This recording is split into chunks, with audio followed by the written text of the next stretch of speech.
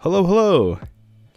This video would be a bit of a product review, something I'm trying to minimize, instead trying to really focus on design and repairability for mice.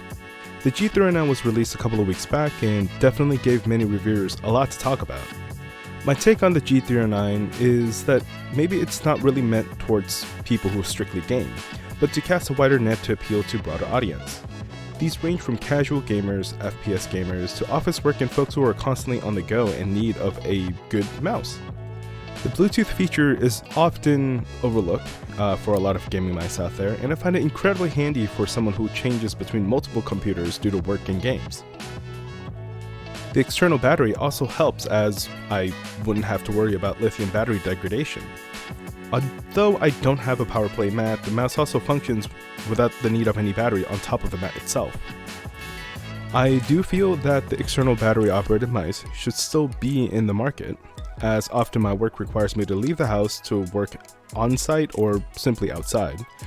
Of course, lithium powered mice nowadays last an incredibly long time. It's nice to have options out there in the market. I do think the choice of including the option for powerplay is a pretty odd choice. For those who don't have the mat, the feature is effectively useless, and it adds weight to the mouse. The magnets itself do weigh 34 grams. But as I said earlier, I feel like Logitech's choice is really just to appease a wider audience by including everything inside one package. The last Logitech mouse that had Bluetooth capability, as far as I'm aware, would be the G604 and also the G603. Much like most of Logitech's mouse, the performance is very responsive, no flaws from my end of the experience using the mouse. I also currently use the Viper V3 Hyperspeed in rotation, along with the Aerox 3 wireless, and the G309 performs very similarly to the Viper V3 Hyperspeed, and I think in some cases, it actually feels better, probably due to the sensor position.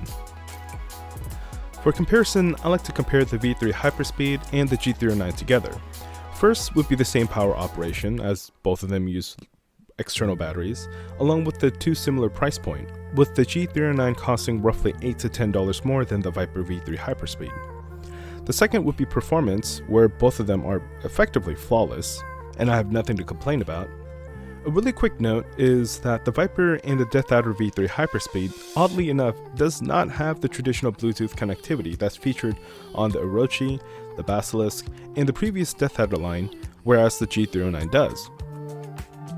The G309 uses the Omron hybrid switches, which is meant to last longer, just like other optical switches, whereas the Viper V3 uses mechanical KO 4.0 switches. There are also options to change between the hybrid and optical functionalities, which could save battery lives, but I could never really tell you how much. On top of that, Logitech's Hero sensor is just known to be the best in terms of battery efficiency, so that's one of those aspects where it's good to know, but not really being able to feel the difference. In terms of comparing the two, the G309 does come with more functionalities. Another thing would be sensor placement. The Viper Hyperspeed, it has a more forward sensor, whereas the G309 has a more centered sensor, much like the G305 or much like the G Pro Wireless. Now, on another topic, comparing the G309 to the well-beloved G305, it does have a lot of changes to the shape. The G309 is slimmer and the sidewalls have been flattened out, making it more akin to a smaller and more pebble-like G Pro Superlight. You could definitely feel the difference when switching between the G305 and the G309. The scroll wheel does feel different, feels more premium, feels like it's more polished compared to the G305, and the clicks are more springy due to the Omron hybrid switches, compared to the Omron 10 millions that's usually fitted inside the old G305. QC also has improved, where creaks in the G305 could be heard, the G309 has no creaks at all. But this could really just be due to the fact that I'm using a brand new unit compared to my 5-year-old G305. Now, on to design. I do appreciate Logitech coming out with newer and fresher designs.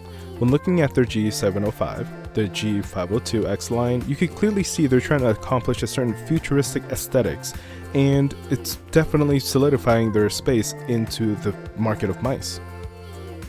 I do have to admit that it was kind of funny when the advertisement first came out describing as the G309's paddle gap between the shells, considering it a beautiful negative space.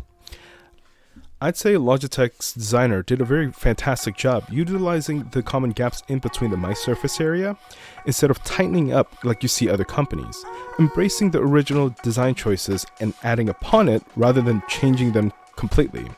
An example is if you were to look at the Viper V3 Pro or the Hyperspeed, comparing that to the original Viper V2 Pro. Those paddle gaps that instead of just squeezing it together, creating a more finer line, having the shell to be a lot more tighter, Logitech decided to get the gaps in between the G502 and just kind of leaning into and not being shy and embracing and including the gaps into their shell's design. I feel that it's pretty important to establish a type of design choice, especially this far into the game peripheral scene. With many and upcoming brands like Attack Shark that can crank out shapes very close to the other brands, having your own choices of design could definitely make your product stand out and being recognized by users internationally. Now, in conclusion of this video, would I recommend the G309? I really have a difficult time recommending this, especially with other options out there. And also at its current price point. But then again, if we look at the history of Logitech's offering for these kind of mice, it does float between $70 to $80. So it's par for the course for Logitech, and I'm sure they feel justified as it uses a very good sensor, and it's sturdier and also longer lasting, considering the Omron hybrid switches and also the software functionalities. Even the G305, when it first came out in 2019, it was around $60, and only after 5 years, the item has been lowered in cost to what's super affordable now. So outside of sales event, I would think the G309 would probably follow a similar price trend.